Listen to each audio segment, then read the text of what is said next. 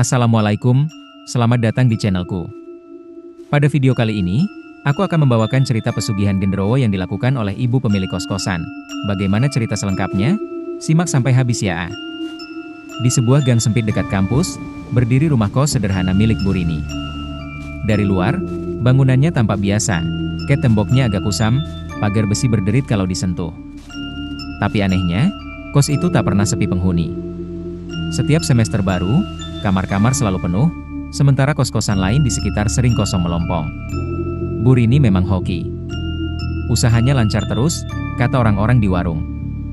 Tak ada yang berani menanyakan lebih jauh kenapa rumah itu selalu laris. Andi, mahasiswa baru, memilih tinggal di sana karena lokasinya dekat kampus. Harga sewanya juga murah dibanding kos lain. Saat pertama kali masuk, ia merasa ada hawa dingin menusuk tulang, tapi ia mengabaikannya. Mungkin hanya sugesti karena sedang tegang pindahan. Lorong kos panjang dengan lampu remang, kamar-kamar berjajar rapi. Tapi ada satu kamar di ujung lorong yang selalu terkunci. Cat pintunya masih baru, berbeda dengan pintu kamar lain yang kusam. Andi bertanya pada Bu Rini, "Bu, kamar itu nggak ada penghuninya?" "Oh, itu rusak. Lantai bawahnya retak, nggak bisa dipakai," jawab Bu Rini singkat. Matanya menghindar, lalu cepat-cepat mengganti topik. Yang aneh, meski katanya rusak, pintu kamar itu selalu terlihat bersih. Gagang pintunya mengilap, seolah sering dipakai, hari-hari pertama berjalan normal. Penghuni kos ramah, kebanyakan mahasiswa seperti Andi.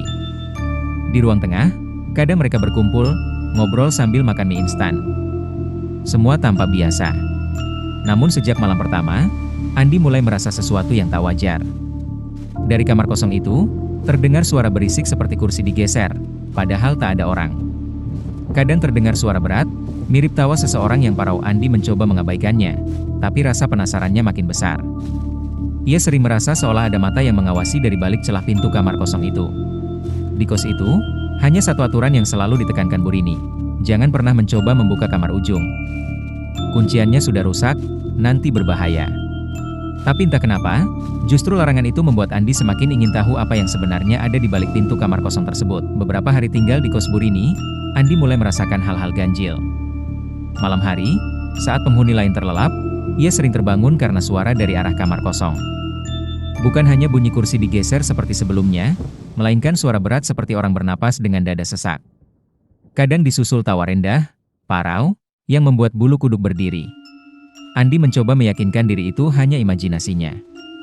Tapi suatu malam, ia benar-benar mendengar pintu kamar kosong bergetar pelan, duk, duk, duk, seolah ada sesuatu di dalam yang ingin keluar. Bukan hanya suara, bau aneh juga mulai tercium. Bau amis bercampur anyir darah kadang menyusup ke lorong, terutama kalau angin malam lewat. Pernah juga tercium bau busuk seperti bangkai, membuat perut mual. Anehnya, keesokan harinya bau itu hilang sama sekali. Seolah tak pernah ada. Sari, penghuni lama yang sekamar di sebelah Andi, pernah berbisik lirih, kalau malam ada suara, jangan ditanggapi. Pura-pura saja nggak dengar. Nada suaranya serius, bukan main-main. Andi terkejut. "Maksudmu, kamu juga sering dengar?" Sari menatapnya lama sebelum menjawab. "Di kos ini, jangan terlalu kepo. Sudah banyak yang nyesel." Lalu ia cepat-cepat masuk ke kamarnya, meninggalkan Andi dengan tanda tanya besar. Kejanggalan lain muncul saat Andi berjalan pulang larut malam. Dari celah pintu kamar kosong, ia merasa ada cahaya redup seperti lampu lilin. Bayangan besar bergerak-gerak di dinding dalam. Tapi begitu ia mendekat, cahaya itu padam, lorong kembali gelap pekat, hatinya mulai tak tenang. Seolah ada sesuatu yang mengawasi setiap langkahnya, terutama kalau melewati kamar itu. Yang paling menyeramkan terjadi di malam ketujuh. Saat sedang memejamkan mata, Andi mendengar suara berat tepat di samping telinganya. Seakan ada seseorang berbisik dari dalam kamar kosong. Lapar, ia sontak terbangun, tubuhnya basah oleh keringat dingin. Tidak ada siapa-siapa. Hanya sunyi. Tapi dari lorong, samar-samar tercium lagi bau amis darah yang menusuk hidung.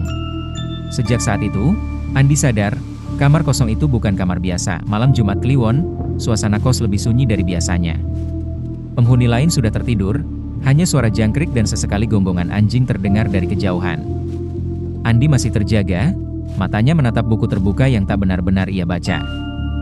Hatinya gelisah, Entah kenapa malam itu hawa di kos terasa lebih dingin dan berat. Sekitar pukul 12 lewat, Andi mendengar suara langkah pelan dari arah tangga. Ia mematikan lampu kamarnya, menyisakan celah kecil di pintu untuk mengintip. Sosok Burini muncul, membawa nampan tertutup kain putih. Gerakannya pelan, wajahnya datar tanpa ekspresi. Andi menahan napas saat melihat Burini menuju kamar kosong.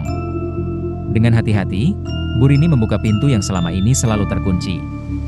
Anehnya, kunci pintu itu berfungsi normal di tangannya, seakan tak ada kerusakan apapun. Pintu berderit pelan, lalu menutup kembali dari dalam. Rasa penasaran mengalahkan rasa takut. Andi mendekat diam-diam, merayap di lorong gelap. Dari balik celah pintu, ia mengintip. Di dalam kamar, lampu tidak menyala. Hanya ada cahaya temaram dari beberapa batang lilin. Burini duduk bersila di lantai, menata sesaji dari nampan, secangkir kopi hitam, sebatang rokok kretek yang dibiarkan menyala, seekor ayam hitam yang baru saja disembelih, darahnya ditampung dalam mangkuk kecil. Bau amis langsung menyeruak. Andi menahan rasa mual. Burini lalu menyalakan kemenyan, asapnya memenuhi ruangan. Dengan suara lirih ia berbisik, "Makanlah, terimalah persembahanku, jangan ganggu usahaku." Tiba-tiba ruangan bergetar halus.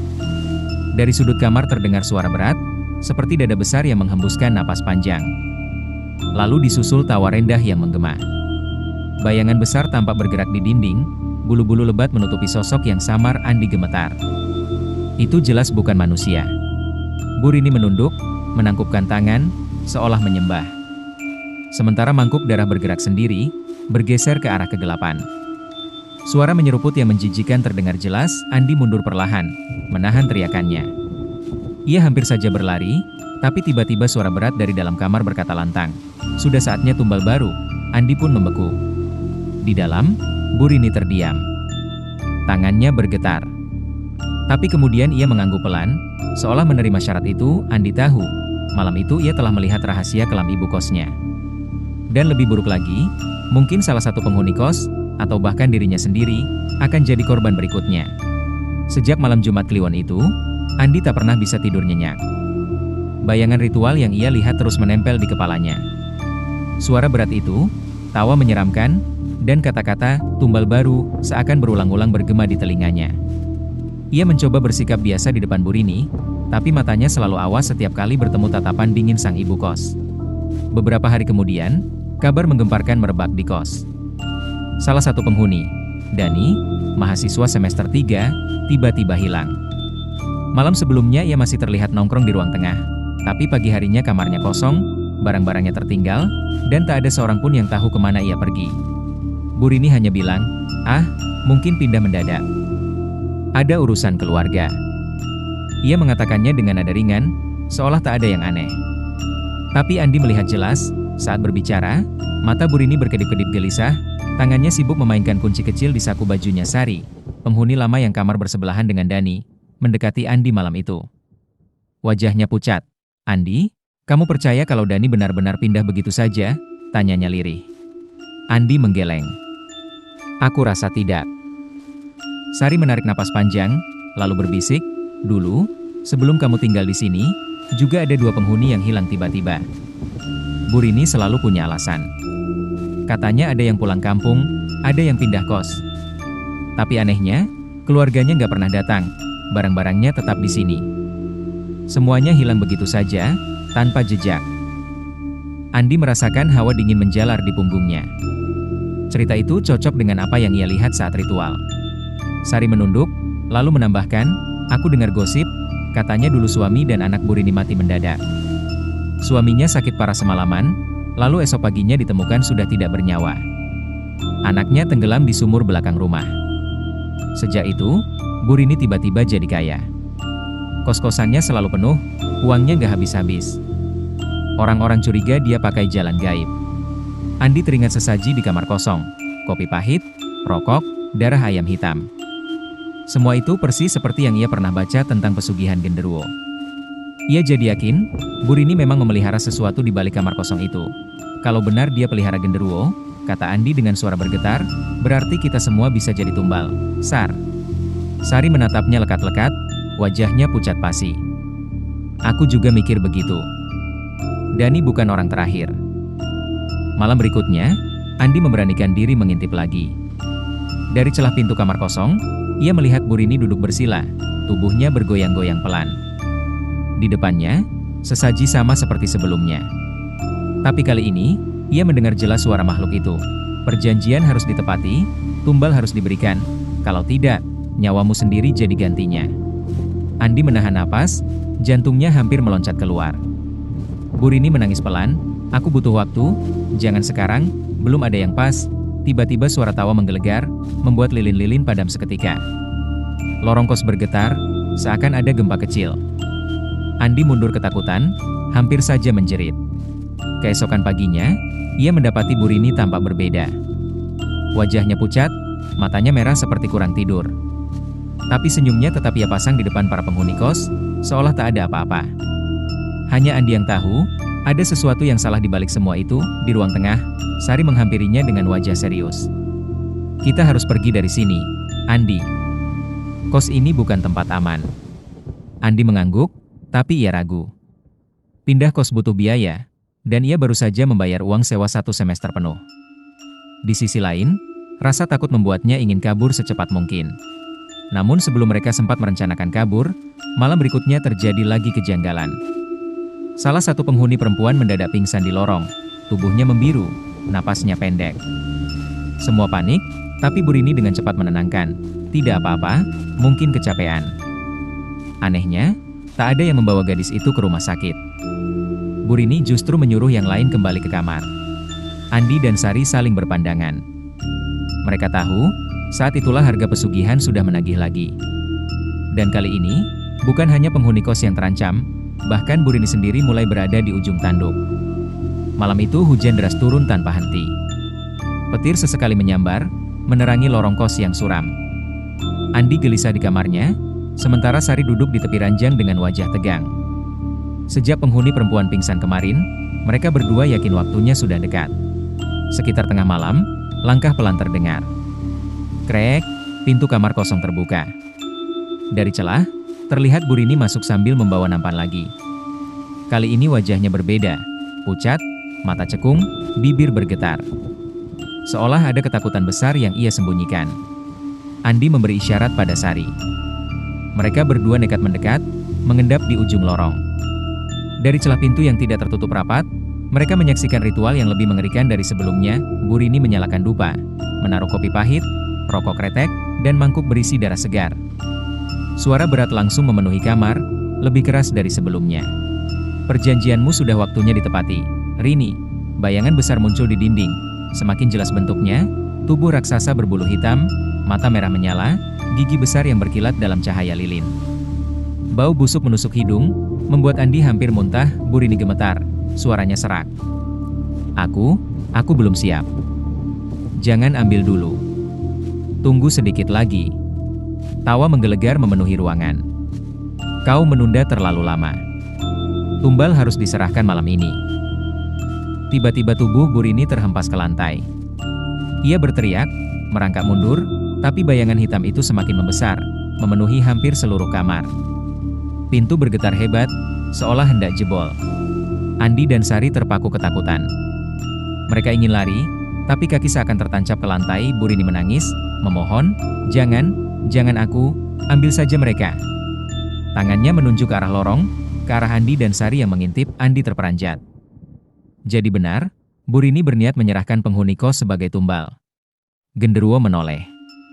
Mata merahnya menatap lurus ke celah pintu. Andi merasa seluruh darahnya membeku. Tapi sebelum makhluk itu keluar, suara bergemuruh terdengar. Pengkhianat! Kau gagal menepati janji, sekarang giliranmu. Dengan kecepatan mengerikan, sosok hitam itu melompat ke arah Bu Rini.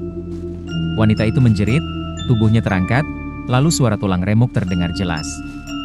Darah menyembur, lilin-lilin padam serentak, lorong berguncang, pintu kamar terbanting keras. Andi dan Sari langsung lari sekencang-kencangnya, menuruni tangga, keluar dari kos meski hujan deras menghantam tubuh mereka. Di belakang, jeritan Bu Rini menggema panjang, lalu terputus mendadak. Sunyi. Keesokan paginya, kos itu tampak normal. Penghuni lain beraktivitas seperti biasa, seolah tak mendengar apa-apa. Anehnya, Bu Rini tidak terlihat. Beberapa orang mengira ia pergi keluar, tapi Andi dan Sari tahu kebenarannya. Mereka memberanikan diri mendekati kamar kosong.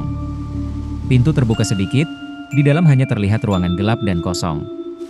Tidak ada sesaji, tidak ada darah, tidak ada tubuh Burini. Seolah semua kejadian semalam hanya mimpi buruk, tapi bau amis yang menyengat masih tertinggal, menusuk hidung. Andi menutup pintu pelan, lalu menatap Sari dengan wajah pucat. Kita harus pergi dari sini. Sekarang juga. Sari mengangguk cepat. Tanpa banyak bicara, mereka berdua mengemasi barang-barang seadanya dan meninggalkan kos itu untuk selamanya. Beberapa minggu kemudian, kabar beredar di sekitar kampung. Burini menghilang tanpa jejak. Rumah kosnya tetap berdiri, masih dipenuhi penghuni, tapi kamar di ujung lorong selalu terkunci. Setiap malam Jumat Kliwon, bau busuk sering tercium, dan suara berat kadang terdengar dari balik pintu. Tidak ada yang tahu persis apa yang terjadi pada Burini. Namun bagi Andi dan Sari, mereka yakin, ibu kos itu tidak pergi kemana-mana. Ia sudah menjadi bagian dari tumbalnya sendiri, ditelan oleh makhluk yang selama ini ia pelihara. Hikmah dari kisah ini adalah bahwa segala bentuk jalan pintas untuk meraih kekayaan dengan mengorbankan orang lain pada akhirnya akan berbalik menghancurkan diri sendiri. Sebesar apapun hasil yang tampak manis di awal, keserakahan dan perjanjian gelap selalu menuntut harga yang jauh lebih mahal daripada sekadar harta, bahkan bisa mengorbankan nyawa dan jiwa. Kuatkan iman, jauhi pesugihan.